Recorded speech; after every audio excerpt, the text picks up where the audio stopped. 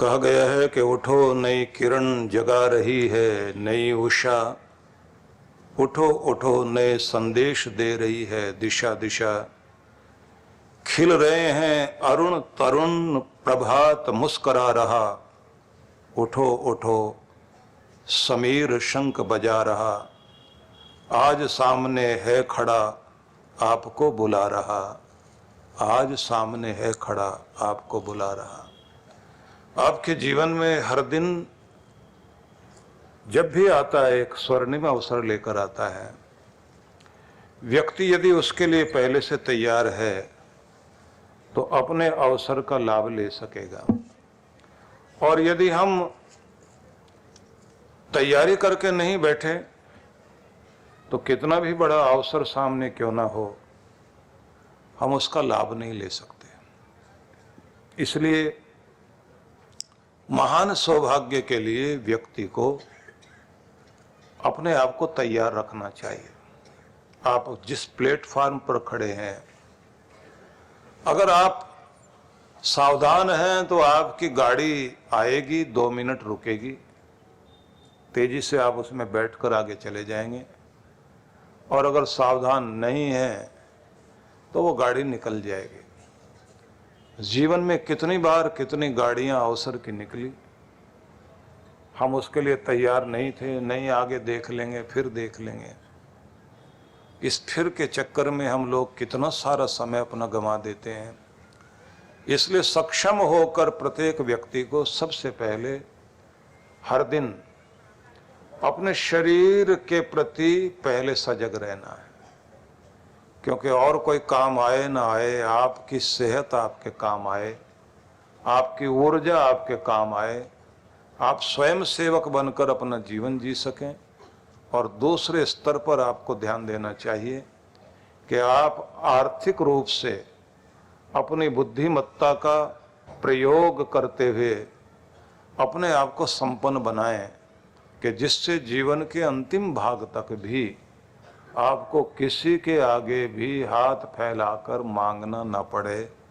अपने कमाई करिए, खूब इन्वेस्ट करना भी आना चाहिए, क्योंकि जीवन में 4 चीजें बड़ी महत्वपूर्ण हैं कि व्यक्ति आरोग्य को ध्यान दे, आर्थिक आत्मनिर्भरता को ध्यान दे, पारिवारिक प्रसन्नता को ध्यान दे, और सामाजिक प्रतिष्ठा के साथ साथ समाज में प्रतिष्ठा हो, लेकिन देश, धर्म, गुरु और भगवान, इनमें निष्ठा बहुत आवश्यक है, वफादारी।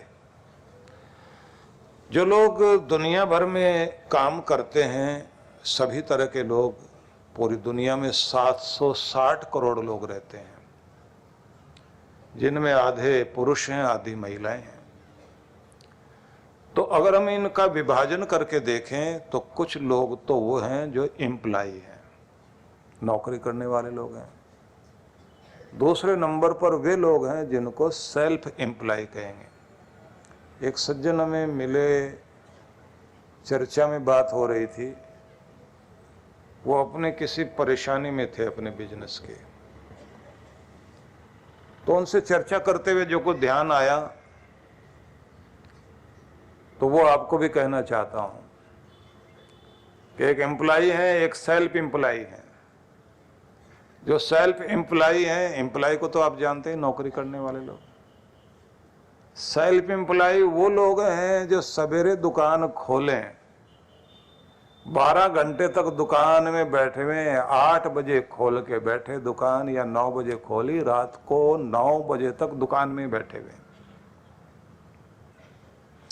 रोज मेहनत की, कमाया, खाया। जिस दिन वो दुकान जाना छोड़ देंगे उस दिन उनकी कमाई बंद। कुछ भी ऐसा धंधा जो आपके जाने से चलता हो और आपके छोड़ते ही बंद होता हो, तो उसे क्या कहेंगे? Self employ. फिर बिजनेस वाले कौन लोग हैं? जिनका बिजनेस उनके बिना भी चलता रहे, एक बार चलाकर छोड़ दें और भले ही वो महीना 2 महीने की छुट्टी भी कर जाएं तो भी उनकी कमाई उनके घर में आती रहे तो समझ लीजिए वो है सही बिजनेसमैन। नहीं तो आपको बिजनेस करना आता ही नहीं है। इसलिए ज्यादातर लोगों के साथ समस्या होती है। एम्प्लॉय के लिए दिक्कत है, नौकरी छूट गई तो प्राणों पर बनाई, सारे घर के लोग दुखी। और जो सेल्फ एम्प्लॉय है उसके साथ भी यही है कि जो एक ही कमाने वाला था अब उसकी तबीयत खराब हो गई, दुकान पर जाता नहीं है, हमारा तो काम ही बंद हो गया, पैसा आता ही नहीं। तीसरी तरह के वे लोग हैं जिनको सही ढंग से बिजनेस करना आता है, तो उन लोगों को आप देखते हैं उनकी कंपनियां चलती रहती हैं, उनके बिजनेस चलते रहते हैं, और उन्हें बीच बीच में जाके प्रेरणा देनी है, मीटिंग करनी है और उसे बढ़ाने के लिए कार्य करना है। और फिर वो कितना भी कहीं घूमे फिरें, ऐसे लोगों को देखा ज़्यादातर गोष्ठियों में, मीटिंग में, सम्मेलनों में इधर उधर जाते आते रहेंगे, पीछे काम चलता रहता है, उनका पैसा बढ़ता रहता है, उनका सिस्टम उनके लिए काम करता है। चौथे तरह के वे लोग हैं जो ना तो अपनी कंपनी चलाते, ना खुद जाके मेहनत करते, लेकिन उनको ये पता है कि कहाँ इन्वेस्ट करना है, किनके साथ भागीदारी करें, वो लोग चलाएं और आपकी कमाई घर बैठे आए। वो लोग जो होते हैं वो बड़े बढ़िया इन्वेस्टर होते हैं, जिन्हें ये पता होता है। एक तो वो होते हैं जो भावुक इन्वेस्टर होते हैं, भावुकता में आके अपना पैसा डुबा के बैठ गए और लेके भाग गया दूसरे व्यक्ति। दूसरे वो होते हैं जो इस तरफ बांध के चलते हैं कि उनका काम आराम से चलता रहता है। लेकिन ये आर्थिक आत्मनिर्भरता जिसकी मैं बात करने लगा हूं, अपनी बुद्धिमत्ता को इसमें प्रयोग कीजिए, दूसरे की निंदा चुगली और दूसरे की कमियां निकालने में और सारे दुनिया भर की खबरें पढ़ पढ़ के एक दूसरे को सुनाने में जो आप अपना समय खराब कर रहे हैं, इसके बजाय अपने आप को ऊपर उठाना और आगे बढ़ने में लगाइए, तब तो बुद्धिमत्ता है ना। हालांकि ये मेरा विषय नहीं है, बताना तो आपको कुछ और है।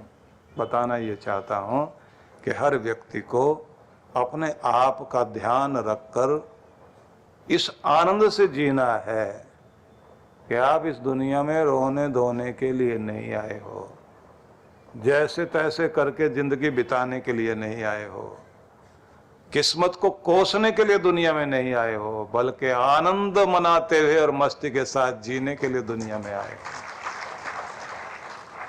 तो सारी बुद्धिमत्ता आपके पास तो होती नहीं। एक्सपर्ट लोग मिलते हैं, खोजने वाला खोजता है, विशेषज्ञता हर जगह है। आप अगर आपके पास, कहते हैं ना, अगर आपके अंदर प्यास है तो बादलों का घर भी पास है, फिर तो आपको कोई कमी नहीं रहेगी। और अगर आपके अंदर प्यास ही नहीं है तो फिर आपको पानी कहां से मिलेगा? होता भी हो आप देखेंगे भी नहीं उधर। खोजता वही होता है ना जिस आदमी के अंदर उसकी चाह होती है। तो आपको चाह पैदा करनी है क्वालिटी वाला जीवन जीने के लिए, एक महत्वपूर्ण जीवन जीने के लिए। और उसी के लिए आप अपनी योजना बनाएं और इसी के साथ में आपको ध्यान देना चाहिए, आप पर कृपा भी रहे, आशीर्वाद बने रहें, आपके अंदर की भक्ति जागृत रहे। तो अपने भगवान से जुड़े रहना भी आवश्यक है। तो आपके जीवन को मार्गदर्शन देने के लिए कोई एक ग्रंथ होना चाहिए जिसको आप अपना आदर्श मानकर उसके सिद्धांतों और शिक्षाओं के द्वारा अपने आप को सजाएं। तो ऐसा ग्रंथ क्या हो सकता है? गीता महान ग्रंथ है जो आपके घर में होना चाहिए, और कम से कम 5 श्लोक रोज पढ़ने का वायदा कर लीजिए कि रोज 5 श्लोक पढ़ेंगे। तो आइए हम प्रवेश करें 7 में, 7वां अध्याय 7वां श्लोक। तो भगवान कह रहे हैं मत्तः परतरम नान्यत किंचिदस्ति धनंजय मयि सर्वमिदं प्रोतम सूत्रे मणिगणा इव।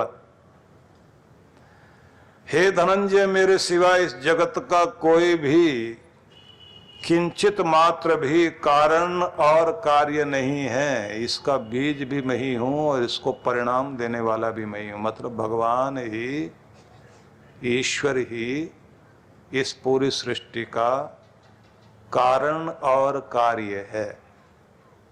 आदि कारण भगवान, मूल बीज भगवान, उसी से सब चीजें प्रकट होती हैं और उसी में समाहित हो जाती हैं। आगे कहा मयि सर्वमिदं प्रोतम, सब कुछ मेरे अंदर ही ओत प्रोत है। सूत्रे मणिगणा इव, जैसे किसी धागे में मन के पिरोए हुए हैं। आपकी माला के सारे मन के आपके गले को सजाए हुए हैं, तो वो धागा नहीं दिखाई दे रहा।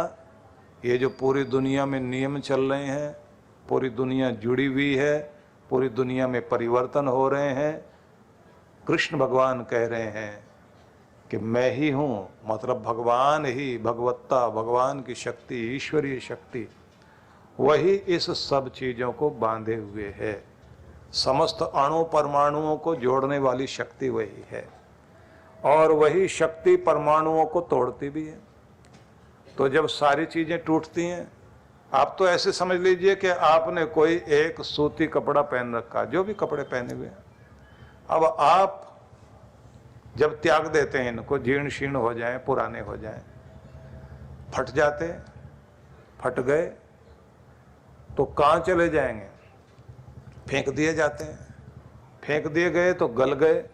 कहाँ गले? मिट्टी में। मिट्टी में क्या हुआ? मिट्टी हो गए।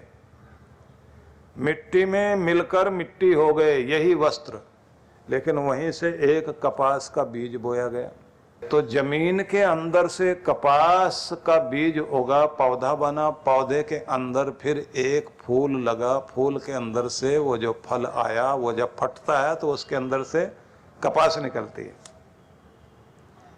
उस कपास को आप फिर देखते हैं कि उसका बीज निकालने के बाद रुई धुनते हैं, धागे बनाए जाते हैं।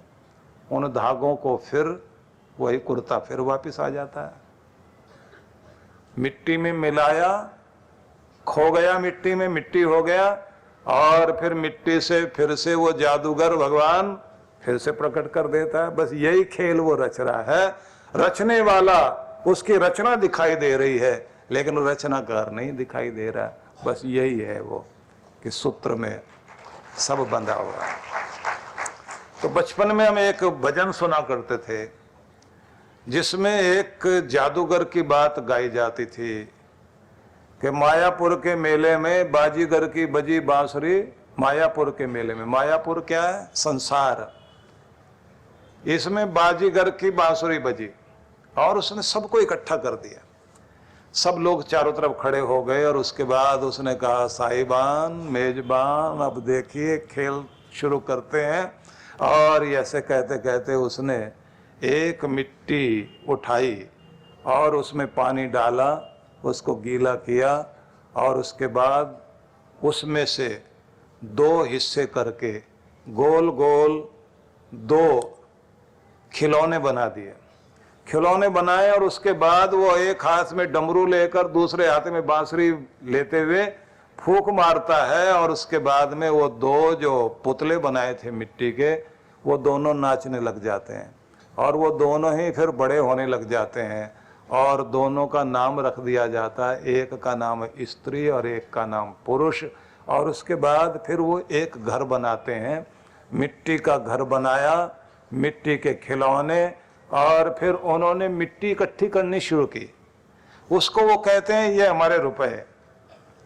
और फिर जो वो खाते हैं वो भी मिट्टी खा रहे हैं, क्योंकि सारी चीज मिट्टी से ही तो पैदा होती है ना। मिट्टी खा रहे हैं, मिट्टी जोड़ रहे हैं, मिट्टी पहन रहे हैं, और सब उनको नाचते हुए देख रहे हैं। उनके साथ में इतने सारे और पैदा हो गए, इतने और लोग हो गए, एक बस्ती बस गई। फिर झगड़ा हो गया मिट्टी का। मेरे पास मिट्टी ज्यादा, तेरे पास मिट्टी कम। परम पूज्य श्री सुधांशु जी महाराज एवं डॉक्टर अर्चिका दीदी जी के पावन सानिध्य में विराट भक्ति सत्संग।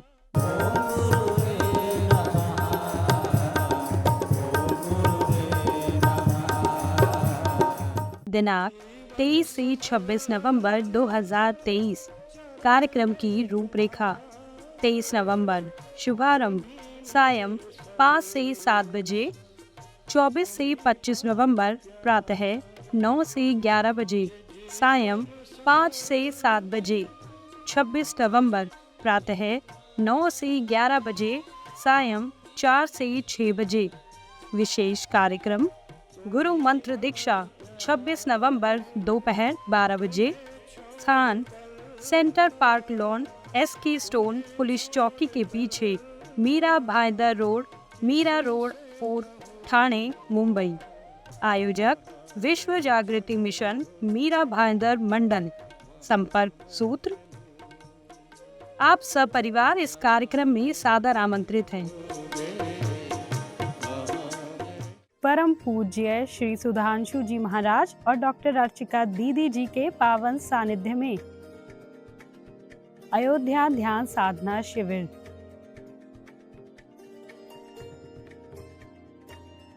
दिनांक 2 से 6 दिसंबर 2023। स्थान श्री रामार्चन मंदिरम, श्री राम वल्लभा कुंज, जानकी घाट, श्री धाम, अयोध्या, उत्तर प्रदेश 224123। आयोजक विश्व जागृति मिशन। संपर्क सूत्र। आप सब परिवार सादर आमंत्रित हैं। अन्नपूर्णा योजना।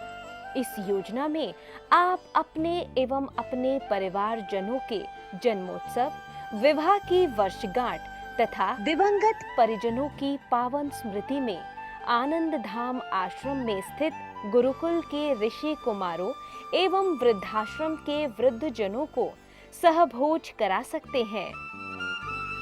इस अवसर पर प्रातः गुरुकुल के ऋषि कुमारों द्वारा वैदिक मंत्रोच्चारण के साथ आपके एवं आपके परिवार की मंगल कामनाओं के निमित्त यज्ञ का आयोजन किया जाता है। यजमान की सुख, समृद्धि और दीर्घ आयु के लिए प्रार्थना भी की जाती है। दोपहर को सहभोज का आयोजन होता है। आप सपरिवार आनंद धाम पधारे, यज्ञ में भाग लें और अपने हाथों से भोजन कराकर पुण्य लाभ एवं आत्म संतुष्टि के भाव से जीवन को आनंदमय करें। इस योजना से जुड़ने के लिए एवं अधिक जानकारी के लिए संपर्क करें 9582954200 9560792792। सहयोग राशि भेजने के लिए हमारा अकाउंट डिटेल है